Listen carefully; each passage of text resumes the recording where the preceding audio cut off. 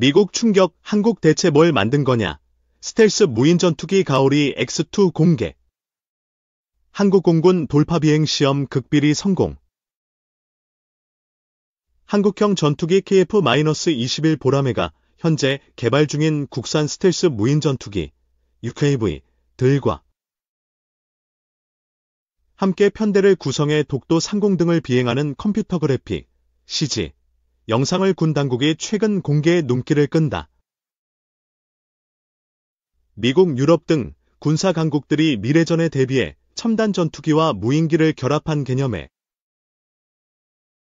요 무인 전투기 복합운용 체계 도입을 통한 6세대 전투기 홍보에 방사청이 처음으로 나선 것이어서 눈길을 끈다. 방위사업청이 공개한 1분 12초짜리 영상에는 KF-21 보라매가 국산 스텔스 무인 전투기 3대와 함께 비행하며 작전하는 모습이 CG로 구현됐다. 한국항공우주산업 KA 이 최근 상륙 공격 헬기 개발과 관련해 멈티 맨드언맨드 티밍로 불리는 유 무인 복합운용체계 도입 의지를 밝힌 적은 있지만 KF-21 전투기에 멈티 체계 적용을 시도하겠다고 군 당국이 공개한 것은 처음이다. 방사청과 공군은 첨단 6세대 전투기 도입의 앞선전 단계로 무인 전투기 등을 활용한 유 무인 전투기 복합체계 개발에 적극적으로 나선다는 계획이다. 멈티로 불리는 유 무인 복합체계는 유인 무기와 무인 무기를 유기적으로 연동해 운용, 시너지 효과를 거두는 미래전의 핵심 시스템이다. 방사청이 공개한 1분 12초짜리 영상에는 KF-21 보라매가 국산 스텔스 무인 전투기 3대와 함께 비행하며 작전하는 모습이 CG로 구현됐다. 군 당국이 KF-21과 스텔스 무인 전투기의 합동작전 개념을 공개한 것으로 KF-21이 무인 전투기들의 호의를 받아 작전하는 형태다. 스텔스 무인 전투기는 인공지능, AI를 활용해 스스로 적 방공망을 뚫고 들어가거나 외곽에서 레이더 기지 등을 타격하거나 공중전까지 벌일 수 있는 첨단 무기체계다. 영상에 등장한 국산 스텔스 무인 전투기는 국방과학연구소 ARD가 지난해 8월 공개한 가오리 X 또는 그 개량형으로 추정된다. 가오리 X는 길이 10.4m, 날개폭 14.8m, 중량 10톤에 달하는 대형 무인기로 속도는 마하 0.5 이하, 최대 비행시간은 3시간 이하다. ARD는 실제보다 좀 작은 크기의 가오리 기술 시범기를 만들어 2015년 첫 비행에 성공했고 2017년부터 2차 기술 시범기 사업을 진행해 마무리 단계인 것으로 알려졌다. 첫 국산 스텔스 무인 전투기는 2030년대까지 개발을 끝낸 뒤 실전 배치될 예정이다. 이 심상치 않은 이스라엘 기란 분위기, 중동 전면전 불안감 고조. 하마스의 전격적인 기습 공격 직후 이스라엘은 전면전에 들어갔다. 그 첫 번째 단계로 하마스의 거점인 가자지구 핵심 지역을 연이어 장악하면서 하마스 와해를 위한 군사작전을 일단락했다.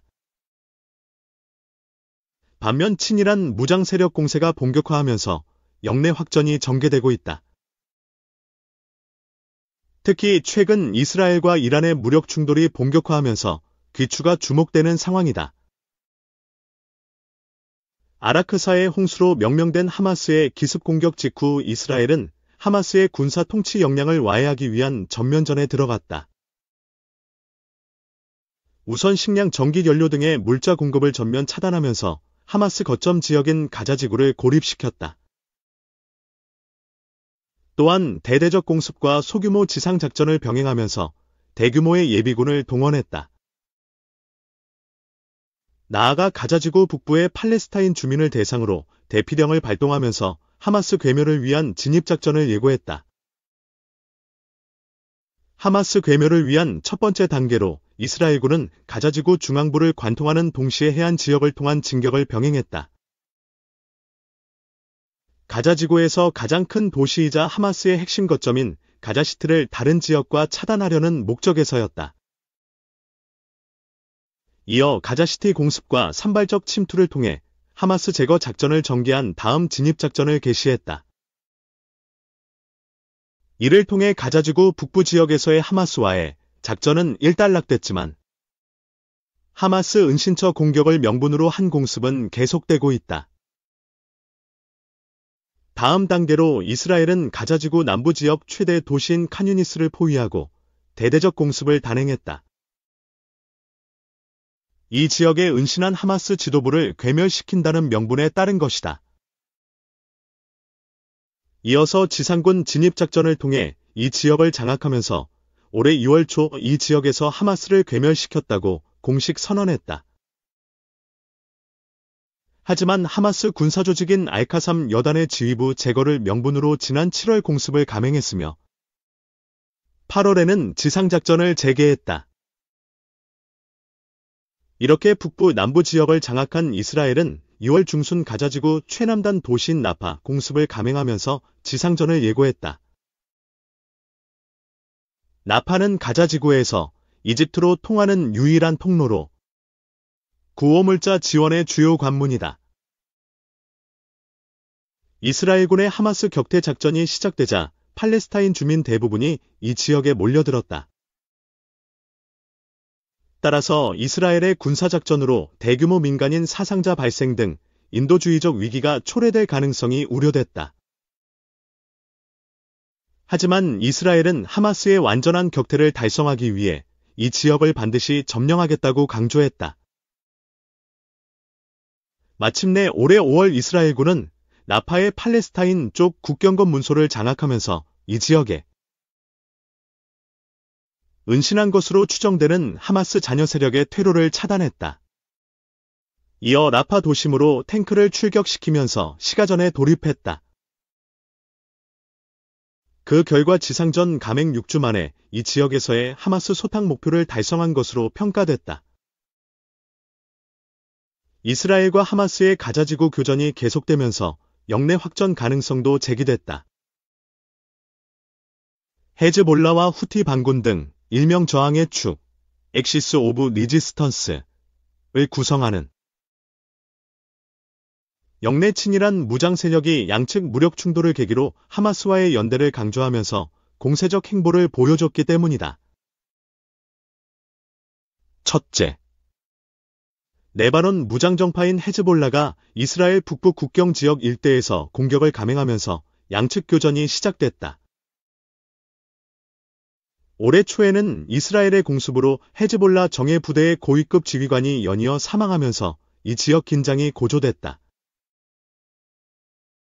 이스라엘과 레바논 접경지대 일대에서의 피난 행렬도 이어졌다.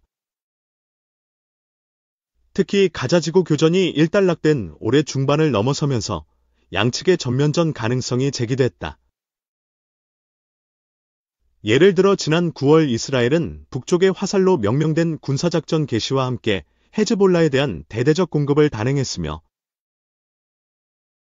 그 과정에서 헤즈볼라 수장인 하산 나스랄라가 사망했다. 이어 레바논 남부 지역에서 제한적인 지상전을 개시했다. 이에 헤즈볼라는 결사 항전 의지를 표명했다. 둘째, 시리아 기라크 내 친일한 민병대와 미군의 공방도 전개됐다. 특히 요르단 북부 미군 주둔지의 드론 공격으로 미군이 사망하자 미국은 보복 차원에서 올해 2월 초 이란 혁명수비대 IRC 쿠드스군 연계시설과 친일한 민병대를 전격 공습했다. 125개 이상의 정밀무기를 동원해 7개 지역 85개 목표물을 타격한 대규모 작전으로 영내 친일한 무장 세력의 상시적 타격을 예고하는 것이었다. 이스라엘의 시리아 공습도 본격화했다. 특히 6월 공습은 헤즈볼라와의 전면전을 앞두고 시리아 내 관련 군사시설과 이란제, 무기 공급망 타격에 목적을 둔 것으로 분석됐다. 이어 9월에는 지상 작전까지 감행하면서 이란 혁명수비대 관련 군사시설을 공습했다. 한편 이라크 내 친이란 무장세력인 이라크 이슬람저항군 IRI 이 최근 이스라엘 공세를 강화하면서 중동 내 또 다른 대치 국면으로 부상했다. 셋째, 예멘 후티 반군이 하마스와의 연대를 명분으로 홍해 일대에서 상선의 공격을 지속 감행하면서 글로벌 항행 질서의 도전을 초래했다. 이에 미국은 다국적 안보 구상인 번영의 수호자 작전을 창설하면서 대응에 나섰다. 특히 올해 1월 중순 영국과의 연합작전을 통해 후티 반군의 근거지 공습을 전격 단행했다. 미군이 후티 반군을 직접 공격한 최초의 사례다. 이스라엘 하마스 무력 충돌 이후 후티 반군의 지속적인 공격 표적이 된 이스라엘 역시 올해 7월 후티 반군이 통치하는 예멘 북부 항구 도시 호데이다를 공습했다. 후티 반군은 시리아의 병력을 파병하는 동시에 이스라엘의 탄도미사일 공격을 감행하면서 결전 의지를 강조했다. 이러한 확전의 양상에도 불구하고 전면적인 중동전쟁이 발생할 가능성은 작을 것으로 전망됐다.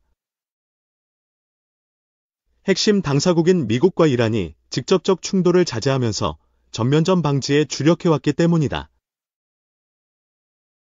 미국은 친이란 무장 세력에 대한 군사작전을 단행하는 가운데 이란과의 충돌 등 사태 악화를 원하지 않는다는 메시지도 지속 발신해왔다.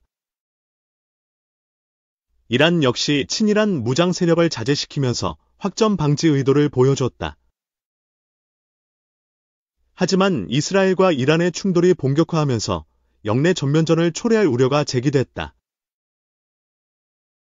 올해 4월 이란은 시리아 내 이란 영사관 폭격의 보복 차원에서 드론과 순항미사일을 동원해 이스라엘 본토를 겨냥한 공격을 감행했다.